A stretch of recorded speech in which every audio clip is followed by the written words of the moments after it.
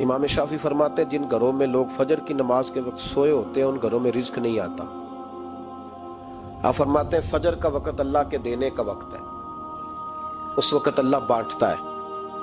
حضور صلی اللہ علیہ وسلم کا فرمان ہے نا حدیث میں کہ تہجد کے وقت اللہ پہلے آسمان پہ نزول جلال فرماتا ہے جو اس کی شان کے لائق ہے تہجد کے وقت، اور وہ کہتا ہے مانگو میں تمہیں عطا کروں گا۔ لینے کی باری آئے تو بندہ سمیٹ سماٹ کے اندر گھس جائے۔ ہمارے ہاں یہ ہوتا ہے کہ عشاء کے بعد بچے بیٹھتے ہیں موبائل لے کے، تہجد کا وقت آتا ہے تو ان کی آنکھیں بند ہونی شروع ہوتے ہیں، تو لینے کے وقت تو سویا تھا، ذرا مسئلہ کیسے حل ہوگا؟ بھائی جب کوئی آدمی خیرات بانٹ رہا ہو تو جو پیالہ پیچھے کر لے اسے ملے گا؟ کہتے اس وقت آنا جب میں بانٹ رہا تھا، اب تو کدھر آ گیا ہے؟ مثال دے رہا ہوں۔ تو فجر کا وقت مانگنے کا ہے، تو ساری رات تو گزر گئی گیمیں کھیلتے، ٹی وی دیکھتے، اور جو لینے کا وقت تھا تو سو گیا، تو کیسے آئے گا تیرے پاس؟ تو اٹھے سویرے بندوں سے مانگ کے دیکھ لیا، بڑی عزتیں خراب ہوئی۔ فجر کا وقت اٹھ کے جھولی پھیلائے۔ میرے رسول پاک علیہ السلام فرماتے ہیں، رب فرماتے ہیں جب بندے میرے آگے جھولی پھیلاتے ہیں مجھے شرم آتی ہے، کیسے خالی واپس کر دوں؟ سورہ طلاق 2-3 نمبر آیت کی گھر جا کے تلاوت کرے۔ رب کریم نے فرمایا وَمَن يَتَّقِ اللَّهَ يَجْعَل لَّهُ مَخْرَجًا، فرمایا جب تو اللہ سے ڈرے گا تو اللہ ہر مشکل سے نکلنے کا تجھے رستہ عطا فرما دے گا۔ اور کیا خوبصورت انداز ہے قرآن مجید کا، اور ہم نے اس کا لاکھوں بار تجربہ کیا، بیسوں اور سینکڑوں بار یہ چیز ذاتی طور پر پریکٹیکل سے گزری۔ اللہ نے فرمایا ہر مشکل سے نکلنے کا رستہ بھی دے گا، وَيَرْزُقْهُ مِنْ حَيْثُ لَا يَحْتَسِبُ، اور اللہ تجھے وہاں سے رزق دے گا کہ تو نے کبھی سوچا بھی نہیں ہوگا۔ وَيَرْزُقْهُ مِنْ حَيْثُ لَا يَحْتَسِبُ، سے دے گا کہ تو نے کبھی سوچا بھی۔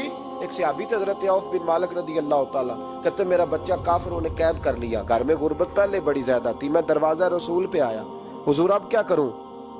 تو کہتے ہیں نبی پاک نے فرمایا بھروسہ اللہ کی ذات پہ کر، توکل اللہ کی ذات پہ کر، اور گھر جا کے تسبیح لے کے میاں بیوی بیٹھ جاؤ اور پڑھو لا حول ولا قوت الا باللہ العلی العظیم، جاؤ پڑھو جا کے۔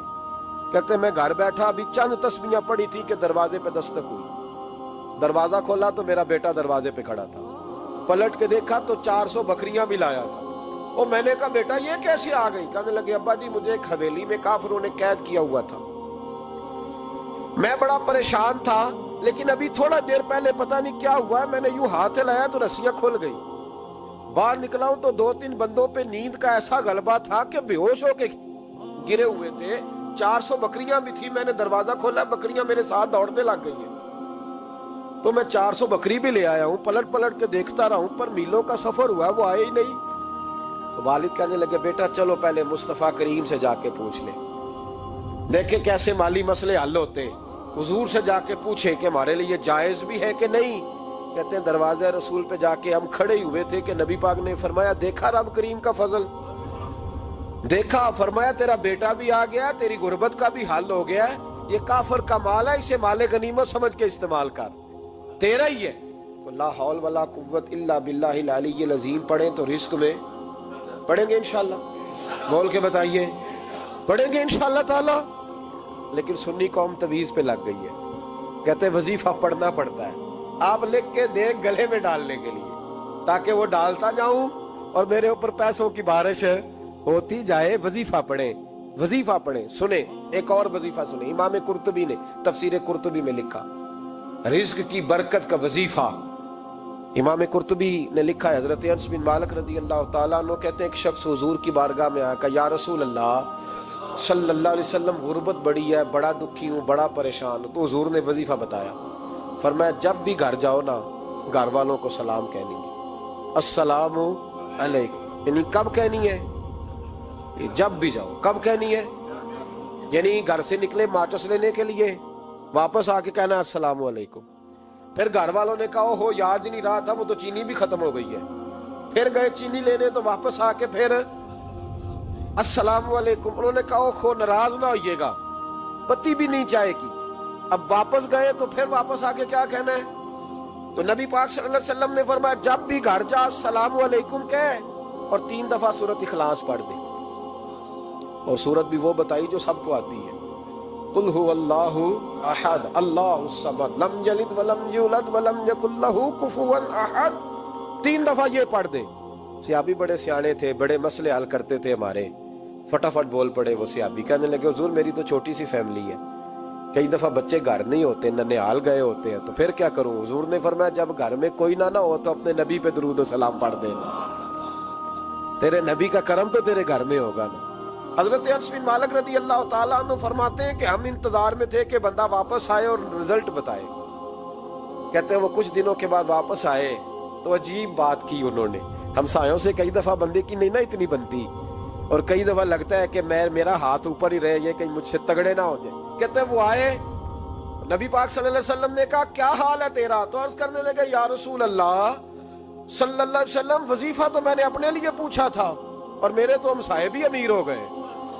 حضور وہ تو میں نے اپنے لیے پوچھا تھا اور میرے دائیں بائیں والے لوگوں کو بڑی برکت ہوئی ہے.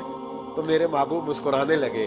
حضور فرمانے لگے گویا برکتیں تیرے گھر میں جب برسی ہیں تو چھن چھن کے ان کا فیض اللہ نے تیرے ہمسایوں کو بھی عطا فرمایا. مشکل تو نہیں وظیفہ, کیا کرنا ہے؟ نہیں تو نہیں آکھنا مشکل لگتا ہے مجھے. تسی کر دینا سلام لو, تسی کہنا بندے اسی ہیں سلام اسی لویے, تسی لو جاؤ کے دوبارہ. گھر جا کے کیا کرنا ہے؟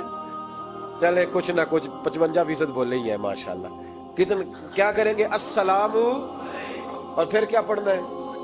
سبحان اللہ. 3 دفعہ سورۃ اخلاص پڑھ دیں, فرمایا اللہ برکت پیدا کر دے گا. اب سنیں, ایک دوست آئے, کہنے لگے حضرت جی بڑے پیروں کے پاس گیا ہوں, مالی مسئلہ حل نہیں ہوتا. تو میں نے کہا میں تجھے نبی پاک کی بارگاہ میں نہ لے جاؤں, پیروں کے پیر کے پاس نہ چلے جائیں. میں نے کہا سن تیرا مالی مسئلہ حضور حل کر دیتے. مشکات میں حدیث ہے, ایک صحابی نے کہا حضور غربت ہے, فرمایا روز رات کو سورۃ واقعہ پڑھ, تیرے گھر میں فاقہ نہیں آئے گا. اور یار بتاؤ جب نبی پاک نے کہہ دیا نہیں آئے گا تو آئے گا, حضور نے کہہ دیا نہیں آئے گا تو آئے گا, اللہ اکبر, آ ہی نہیں سکتا. تو وہ والا وظیفہ پڑھ جو مصطفیٰ کریم نے بتایا ہے, اور رب کریم کی بارگاہ میں گویا نیت ہو کہ یا اللہ میں کوئی خود تو نہیں نہ پڑھ رہا, تیرے نبی نے بتایا ہے. سورۃ واقعہ پڑھ, تیرے گھر میں فاقہ. حضرت عبداللہ ابن مسعود رضی اللہ تعالیٰ عنہ بیمار ہو گئے, شدید بیمار, اور بیٹیوں کے باپ تھے, بیٹیاں زیادہ تھی. حضرت عثمان غنی رضی اللہ تعالیٰ عنہ کا دور خلافت تھا. جناب عثمان غنی تیمارداری کرنے آئے اور کہنے لگے عبداللہ آپ بڑے بیمار ہیں, ابن مسعود آپ بڑے علیل ہیں, کچھ پیسے نہ بھیج دوں خزانے سے؟ حضرت ابن مسعود کہنے لگے ضرورت نہیں, کہا آپ کی بیٹیاں ہیں کام آئیں گے. تو آپ فرمانے لگے میں نے بیٹیوں کو خزانہ دے دیا ہے. کہا کیا خزانہ دیا ہے؟ کہنے لگے میں نے اپنی بیٹیوں کو پابند کر لیا ہے, وہ رات کو روز سوتے وقت سورۃ واقعہ پڑھ کے سوتی ہے.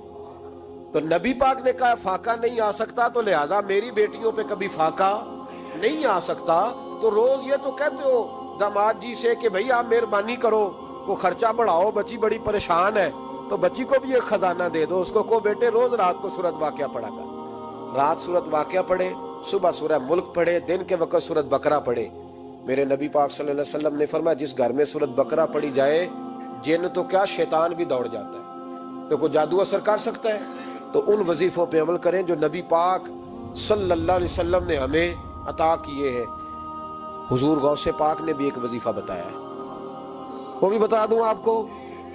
غوث اعظم رضی اللہ تعالیٰ عنہ کی خدمت میں ایک شخص آیا, اس نے کہا حضور بڑی تجارت کرتا ہوں, کام نہیں چلتا. فرمانے لگے اب تو اللہ سے تجارت شروع کر دے. کیا مطلب؟ فرمانے لگے 10 کمائے تو ایک اللہ کے رستے میں دے, رب کریم اس کے بدلے میں تجھے 70 عطا فرمائے گا. اس نے کہا حضور اس طرح کروں؟ فرمایا تو یہ کر کے دیکھ, عبد القادر جیلانی وعدہ کرتا ہے اللہ تیری مدد کرے گا. غلام کہتے ہیں وہ 6 مہینے کے بعد آیا. پہلے جب آیا تھا تو پیدل آیا تھا, 6 ماہ کے بعد آیا تو 6 اونٹ تھے اس کے پاس, اور آ کے حاضر ہوا تو کہنے لگا حضور زندگی پتہ نہیں کہاں گزار دی, کاروبار کا تو مزہ ہی اب آیا ہے, اب مزہ آیا ہے کاروبار کرنے کا, اب مزہ آیا ہے. کہ 10 میں سے 1 دیتا ہوں, پتہ نہیں کتنا مہربان ہے. اور یہ آیت ہے وَيَرْزُقْهُ مِنْ حَيْثُ لَا يَحْتَسِبُ, تجھے وہاں سے دے گا کہ تیرا کبھی گمان بھی نہیں گیا ہوگا. روحانی معاملات کو بھی ضرور شامل حال رکھیں, اور مال مانگے اس سے جو بے حساب دیتا ہے. اللہ تبارک و تعالیٰ نے سورہ جمعہ کے اندر ارشاد فرمایا فَإِذَا قُضِيَتِ الصَّلَاةُ, فرمایا جب تم نماز ادا کر لو فَانْتَشِرُوا فِي الْأَرْضِ, تو زمین میں پھیل جاؤ۔ وابتغوا من فضل اللہ، اور اللہ کا فضل تلاش کرو، یعنی تم رزق کی تلاش میں نکل جاؤ۔ جب تم نماز پڑھ لو، فَإِذَا قُضِيَتِ الصَّلَاةُ، جب تم نماز ادا کر لو، تم نے نماز پڑھ لی، فارغ ہو گئے، اب اس طرح کرو کہ فَانْتَشِرُوا فِي الْأَرْضِ، زمین میں پھیل جاؤ۔ وَابْتَغُوا مِنْ فَضْلِ اللَّهِ، اور اللہ کا فضل تلاش کرو، یعنی رزق کی تلاش میں نکل جاؤ۔ مفسرین نے لکھا مراد رزق کی تلاش میں نکل جاؤ۔ وَاذْكُرُوا اللَّهَ، اور اللہ کا ذکر کرو، کثیرا لعلکم تفلحون، کثرت کے ساتھ اللہ کا ذکر کرو، اس امید پر کہ تم کامیاب ہو جاؤ۔ رزق حلال کی جو تلاش ہے اور جو کوشش ہے، یہ اللہ تبارک و تعالیٰ نے نظام زندگی کے اندر ایک خوبصورت نظام رکھا ہے کہ ہم تھوڑا سا آگے بڑھیں گے، کوشش کریں گے، محنت کریں گے، اور اللہ تعالیٰ ہمیں رزق حلال عطا فرمائے گا۔ یہ بات یاد رکھیے کہ اپنے بچوں کا پیٹ پالنے کے لیے، اپنے آپ کو سوال سے بچانے کے لیے، اپنے ماں باپ بہن بھائیوں کی کفالت کرنے کے لیے رزق حلال کی تلاش بڑا محبوب عمل ہے۔ ایک صورت میں صرف منع ہے کہ جب آپ صرف اور صرف تکبر کے لیے دولت جمع کر رہے ہیں، صرف دوسروں کے اوپر اپنی بڑائی ثابت کرنے کے لیے دولت جمع کر رہے ہوں، تب یہ منع ہے۔ ورنہ کوشش کر کے، محنت کر کے، جد و جہد کر کے رزق کمانا، رزق حلال کی طلب میں رہنا، یہ بڑا پسندیدہ اور محبوب عمل ہے دین کے اندر۔ ہمارے ہاں یہ ہوا ہے کہ کچھ عرصے سے ہم دیکھتے ہیں کہ محنت سے جی چرانے والے لوگوں کی تعداد بڑھتی جا رہی ہے۔ یہاں تو لوگ کسی کے طفیلی بن کے جینا چاہتے ہیں، کسی کے دستے نگر ہو کے جینا چاہتے ہیں، معاذ اللہ۔ یہاں یہ رویہ ہو گیا ہے کہ محنت کرنی ہے لیکن کوئی شارٹ سا راستہ ملے اور جلدی سے ساری دولت جمع ہو جائے اور ہم فٹافٹ امیر ہو جائیں۔ آپ محنت کریں گے، جد و جہد کریں گے، کوشش کریں گے، یہی نظام بنایا اللہ تعالیٰ نے۔ اسی نظام کو رب رسول نے پسند فرمایا ہے۔ نوجوان نسل یہ یاد رکھے کہ جب وہ حرکت کرے گی، جد و جہد کرے گی، کوشش کرے گی، ہمت کرے گی، اللہ تبارک و تعالیٰ نواز دے گا۔ لیکن اگر کوشش ہی چھوڑ دی جائے، محنت ہی چھوڑ دی جائے، طلب ہی چھوڑ دی جائے، تو پھر اس کا نقصان یہ ہوتا ہے کہ معاشرے کے اندر آہستہ آہستہ لوگ سہارے تلاش کرنے لگتے ہیں، کاہلی اور سستی عروج پہ چلی جاتی ہے۔ پھر ہم نے یہ بھی دیکھا کہ آہستہ آہستہ چندہ جمع کرنے والوں کی تعداد بڑھ جاتی ہے، مختلف ناموں پر، مختلف عنوانوں پر چندے جمع کیے جاتے ہیں۔ بھکاریوں کی لمبی فہرستیں ہیں، گداگر مانگنے والے، کسی بھی اشارے پر آپ تھوڑی دیر کے لیے گاڑی کو روکتے ہیں تو پتہ نہیں کتنی کو تعداد ہے جو طلب کرنے والوں کی، اور پھر کئی کئی رنگوں میں، کئی کئی انداز میں لوگ آپ کے سامنے آتے ہیں۔ یاد رکھنا، نبی پاک صلی اللہ تعالیٰ علیہ وسلم نے فرمایا جس نے بغیر طلب کے اپنا ہاتھ پھیلایا، قیامت کے دن اسے سزا یہ ملے گی کہ جب رب کی بارگاہ میں آئے گا تو اس کے چہرے پہ گوشت نہیں ہوگا۔ بغیر طلب کے اور مسلمان ہو کے رب پہ بھروسہ کرنے والا، رسول پاک صلی اللہ علیہ وسلم کو ماننے والا، اور وہ سست ہو اور وہ کاہلی کی زندگی گزارے، آپ آگے بڑھیں، آپ کوشش کریں کہ مجھے کچھ حاصل کرنا، آپ بجائے اس کے کہ سہارا تلاش کریں، آپ سہارا بننے کی کوشش کریں۔ اور نوجوان نسل اپنے ذہن کے اندر یہ بات بٹھائے کہ اللہ تعالیٰ نے جوانی دی ہے، طاقت دی ہے، آپ تو کئیوں کا بوجھ اپنے کندھوں پہ رکھ کے سفر کریں، آپ بہت سارے لوگوں کے لیے سہارے کا باعث بنیں، آپ ایک ایسا درخت بنیں کہ جس کی چھاؤں میں سینکڑوں لوگ بیٹھ سکیں، درجنوں لوگ نفع حاصل کر سکیں۔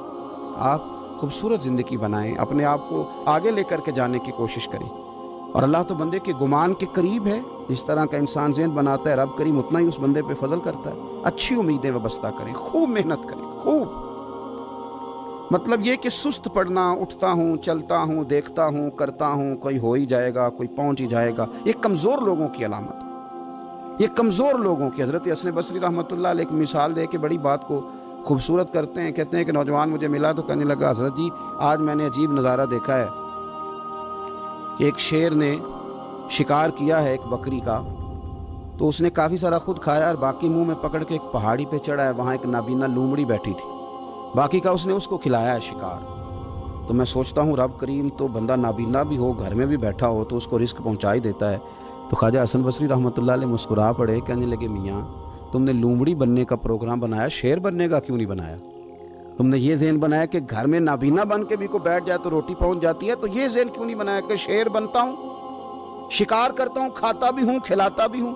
जद्दोजहद करें, मेहनत करें, आगे बढ़ें, हिम्मत करें। मेरे रसूल करीम सल्लल्लाहु ताला अलैहि वसल्लम के सहाबी हजरत सैयदना काब रदी अल्लाह ताला अन्हु इरशाद फरमाते हैं कि एक शख्स नबी पाक सल्लल्लाहु अलैहि वसल्लम के ना सामने से गुजरा, तो सहाबा किराम अलैहिम रिदवान ने ना उसकी चुस्ती देखकर, बड़ा चुस्त नौजवान था, बड़ा तेज चल रहा था, उसकी चुस्ती देख के सहाबा ने कहा काश इसकी चुस्ती अल्लाह के रास्ते में होती, यानी इबादत में लगा हुआ होता या जिहाद में लगा हुआ होता, काश इसकी चुस्ती अल्लाह के रास्ते में होती। तो नबी पाक सल्लल्लाहु ताला अलैहि वसल्लम ने फरमाया अगर ये अपने छोटे बच्चों की ज़रूरियात पूरी करने निकला हुआ तो फिर भी ये अल्लाह के रास्ते में ही है। और फरमाया अगर ये शख्स अपने बूढ़े वालिदैन की खिदमत के लिए निकला हुआ है फिर भी अल्लाह ही के रास्ते में है।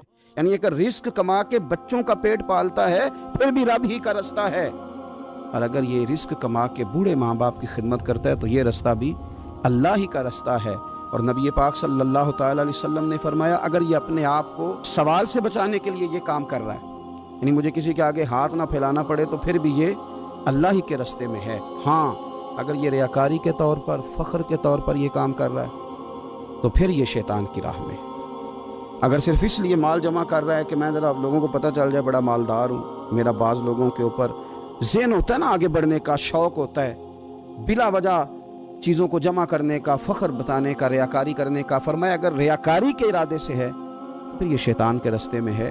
और अगर ये बूढ़े माँ बाप के लिए रिस्क कमा रहा है, छोटे बच्चों के लिए कमा रहा है, अपने आप को सवाल से बचाने के लिए कमा रहा है, तो फिर ये अल्लाह ही के रास्ते में, फिर ये जिहाद ही कर रहा है, फिर ये इबादत ही में मशगूल है, ये अल्लाह ही के रास्ते में। रसूल करीम सल्लल्लाहु ताला अलैहि वसल्लम ने जो सबक हमें पढ़ाया ना, वो सिर्फ ये है कि रिस्क कमाते वक्त तुम्हारी नीयत का एतबार है, तुम्हारा इरादा क्या था। रिस्क कमाते वक्त इरादा क्या था? बहुत बड़े बंगले बनाने का इरादा था, जायदादें जमा करने का इरादा था, बाद रिश्तेदारों को नीचा दिखाने का इरादा था, बिला वजह डींगे मारने का और ऊंची ऊंची बातें करने का इरादा था, या तुम्हारा इरादा ये था कि हलाल आ जाए ताकि मैं सवाल से बच जाऊँ, ताकि मुझे किसी के सामने हाथ न फैलाना पड़े। ये हदीस हमें सही बुखारी में मिलती है। नबी पाक सल्लल्लाहु ताला अलैहि वसल्लम ने फरमाया बेशक माल बड़ा सरसब्ज़ है और बड़ा मीठा है। फरमाया जिसने अच्छी नीयत के साथ माल हासिल किया ना, बड़ा मीठा है, बड़ा सरसब्ज़ है, पर जिसने अच्छी नीयत के साथ हासिल किया अल्लाह उसे बरकत अता कर देगा। थोड़े पैसों में बरकत हो जाएगी, थोड़े में भी, कई दफ़ा थोड़े पैसे होंगे पर ख़त्म नहीं होंगे, उनमें बरकत हो जाएगी, नीयत अगर ठीक है। और हुजूर सल्लल्लाहु ताला अलैहि वसल्लम ने इरशाद फरमाया अगर किसी ने बुरी नीयत के साथ हासिल किया उसमें बरकत नहीं होगी, उसके अंदर फिर उसके लिए वो खैर नहीं होगी जो अच्छी नीयत पे होती। और फरमाया ये ऐसा रिस्क है जिसे खाएगा पर पेट नहीं भरेगा, सैर नहीं होगा। रिस्क इसने खा लिया है, चूंकि नीयत ये थी ना कि तफाखुर के लिए जमा करना, दौलत होनी चाहिए, बंगला होना चाहिए, ओ लोगों को पता चले कि यहाँ भी एक सेठ साहब होते हैं। तो ये नीयत पर डिपेंड करता है कि आपका इरादा रिस्क कमाते क्या है। बहुत ज़्यादा मेहनत करने की कोशिश करें, बिलखुसूस नौजवान अपने दिलों के अंदर ये जद्दोजहद पैदा करें कि हमने मेहनत करके रिस्क कमाना है। ये जो हाथ फैलाते हैं ये बुज़दिल लोग होते हैं, ये कमज़ोर लोग होते हैं।